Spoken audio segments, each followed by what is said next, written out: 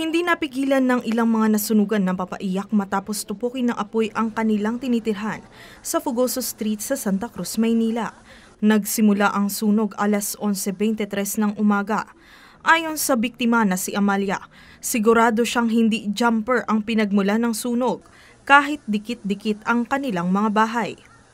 Walang jumper sa squatter. Lahat kami legal. Nakita nyo naman dyan, puro kami tig-isa ng ano. Ang sinisisi ng mga residente sa Barangay 330 Zone 33 ay ang ginagawang pagwe-welding sa bahagi ng ginigibang paaralan ng Antonio Regildo Elementary School. Ano po yung kwento kung anong pinagmula ng sunog? Ang sabi kanina ng nasa kapitbahay namin sa likod, kasi may nagdidemolisyon sa katabing eskwelahan. Ngayon may nag-aacetylen o nag-welding, di ko alam. Ibig sabihin, may apoy.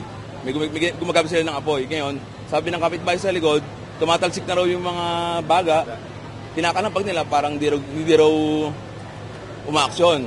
Kaya ngayon, nakita nila sa kapitbahay, umaapoy na. Pag angkat nila ng kurtina, umaapoy na kagad. Yun, siyempre sa taranta, nagbabangkag yung mga tao para sa safety nila, yun, biglang laki. Ang sunog, kinailangang agad itaas sa ikatlong alarma bandang alas 11:30 ng umaga.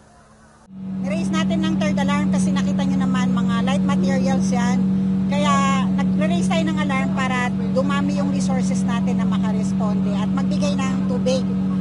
So far, may estimated tayo na 50 houses, 100 families, and more or less 200 individuals yung affected. Lagpas alas 12 ng tanghali nang ideklarang under control ang sunog. Alas 12:40 nang ideklara naman na fire out na ito. Wala namang nasawi sa insidente pero 4 ang nasugatan. Na-treat naman sila kagad ng EMS natin. Ang mga lacerations, mga sugat-sugat, syempre nagpanik yung mga yan. So pag-alis sila may mga nakopting sila ng mga sugat. Ang mga alagang aso ng nasunugan sinubukan ring isalba.